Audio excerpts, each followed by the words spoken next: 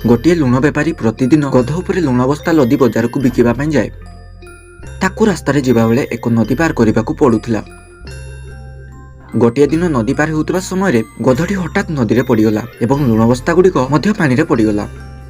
बस्ता भितर भर्ती होइतबा लुण पानी रे मिलैगला। सेथिपई बजार को लुण बस्ता गुड़िक नेबाकू गध को बहुत हल्का लगिला। एबे गधटी प्रतिदिन समान ढंग रे नदी पानी रे पड़ी जिबार अभिनय कला।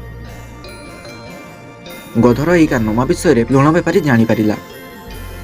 बेपारी गध को बुद्धि शिखाइबा पई निष्पत्ति नेला। ता परदिन गध उपरे स्पंज भर्ती होइतबा बस्ता बेपारी लदी देला। गधटी भाबिला ओजन कम अछि, नदी रे ओजन आहुरी कमै देबी। जेमिति गधटी पानी रे पड़ी जिबार अभिनय कला, स्पंज भितर पानी पसिगला एवं गधटी बुडीगला।